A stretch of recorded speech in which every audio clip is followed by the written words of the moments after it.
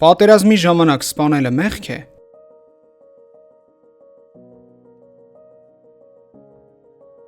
Ժամանակի ընթացքում քրիստոնեության ամենակննարկվող հարցերից մեկը եղել է սա.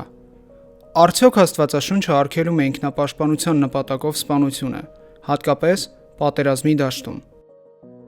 Շատերը կարծում են, թե քրիստոնյան պարտավոր է միշտ հրաժարվել ուժի կիրառությունից, նույնիսկ երբ վտանգված է սեփական կյանքը, իր ընտանիքը կամ ազգը։ Մյուսները հակառակը, կարծում են, որ պատերազմը երբեմն դառնում է անհրաժեշտություն, մեղքի աշխարհում խաղաղությունն ու արդարությունը պահպանելու համար։ Այս հարցը զգացմունքային է, բայց Աստվածաշունչը տալիս է շատ ավելի խորը եւ բանական պատասխան, քան հաճախ պատկերացնում ենք։ Այս տեսանյութում կփորձենք հստակ, հավասարակշռված եւ գիտական ձևով հասկանալ, ինչ է իրականում ասում Աստվածաշունչը, ինչ է նշանակում մի սպանիր պատվիրանը եւ արդյոք այն արգելում է արդար պաշտպանությունը։ Իսկ մինչ այդ բաժանորդագրվեք ապոլոգիա կենտրոնալիքին, որպիսի բաց չթողնեք մեր հետագա տեսանյութերը։ Հաճախ կարող ենք լսել կարծիք, թե մի սպանիր պատվիրանը նոր կտակարանային է, կապված Քրիստոսի սիրո եւ խաղաղության քարոզի հետ։ Սակայն դա ճիշտ չէ։ Իրականում մի սպանիր պատվիրանը տրված է Սինայի լեռան վրա, 5 կտակարանի ելք գրքում։ Եվ սա տեղի է ունենում շատ ավելի վաղ, քան այն ժամանակները, երբ Աստված Հեսուին, Սավուղին կամ Դավթին հանձնարարում էր պատերազմական գործողություններ։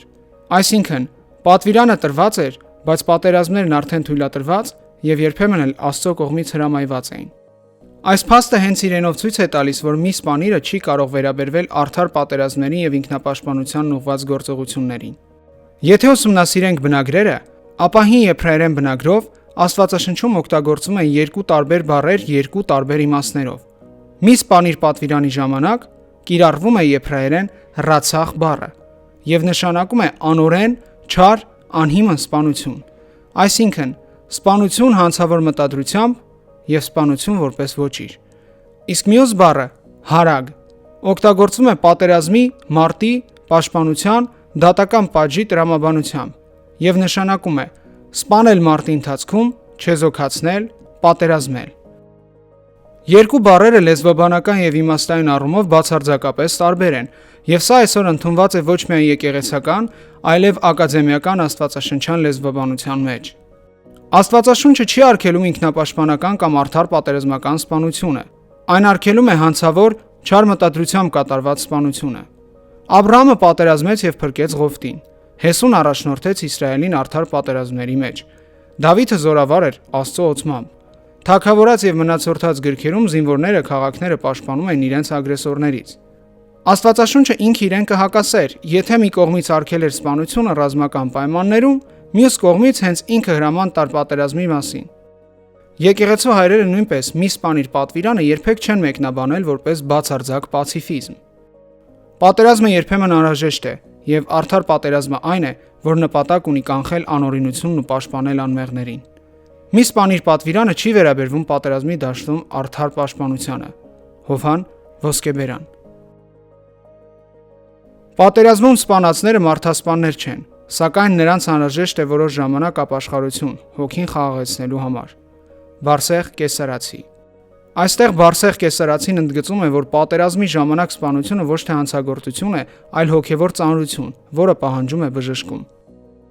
Եկեղեցու հայրերի կարծիքը կիսում են նաև ժամանակակից ամենաերևելի աստվածաբանները։ Աստվածաշնչում հստակ տարբերություն կա մարդասպանության եւ պատերազմի մեջ չեզոքացման միջև։ Մի սպանիրը արգելում է մեղավոր սպանությունը, ոչ թե արդար պաշտպանությունը։ Ուիլյամ Լեյն Քրեյգ։ Պատերազմը մեղսալի չէ ինքնին, մեղսալի է անիրավ պատերազմը, բայց երբ անօրինությունը սպառնում է ժողովրդին կամ մարդու կյանքին, պաշտպանությունը Աստծո պարգևած բնական իրավունքն է։ Ջոն Լենոքս։ Շատերը նաև մեջբերում են Հիսուս Քրիստոսի խոսքերը ուղղված Պետրոս առաքյալին. «Սուր վերցնողը սրից էլ կընկնի»։ Այս համարով փորձելով ներկայացնել, որ զենք վերցնելը բոլոր պարագաներում արգելված է։ Սակայն Քրիստոսը Պետրոսին հանդիմանեց ոչ թե այն պատճառով, որ ինքնապաշտպանությունն անթույլատրելի էր, այլ որովհետև Պետրոսը փորձեց կասեցնել ծրագիրը, որը պետք է տեղի ունենար Աստծո նախախնամությամբ։ Եվ նրա արածը անհավասարակշռված, հուզական, ոչ տեղին եւ անհնազանդ գործողություն էր։ Պետրոսը պետք է ենթարկվեր Աստծո կամքին, ոչ թե բռնի ուժով խափաներ խաչի ճանապարհը։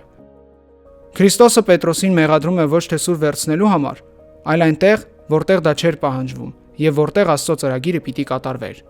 Նա ասում է. «Սուր վերցնողը սրից կընկնի», այսինքն ով բռնությամբ փորձում է խափանել Աստծո խորհուրդը, ինքն իր վրա է բերում դատապարտությունը։ Հովհան Ոսկեբերան։ Այսինքն Հիսուս Քրիստոսի խոսքը չի վերաբերվում բանակին, չի վերաբերվում հայրենիքը պաշտպանողներին, այլ վերաբերվում է անհատական բռնությանը եւ հատկապես այն բռնությանը, որը արվում է հակառակ Աստծո կամքի։ Ամփոփելով, Աստվածաշունչը երբեք չի քարոզել անպայմանական պացիֆիզմ։ Այն մերժում է չար, բարբարոս, անհիմն սպանությունը, բայց չի արգելում արդար պաշտպանությունը, լինի դա ընտանիքի, կյանքի, իսկ երբեմն ամբողջ ժողովրդի պաշտպանության համար։ Մի սպանիր պատվիրանը արգելում է մարդասպանությունը, բայց չի դատապարտում այն զինվորին, ով կանգնած է հայրենիքի սահմանին, պաշտպանելով իր տունը, իր ժողովրդին եւ իր հավատքը։ Քանի դեռ աշխարհում կա չարություն, պիտի լինեն մարդիկ, ովքեր կանգնում են այդ չարիքի դեմ։ Ու եթե խաղաղությունը երբեմն ձեռք է բերվում պատերազմի միջոցով, ապա արդար պատերազմը դառնում է ոչ թե մահ վաստակող, այլ կյանք պաշտպանող պայքար։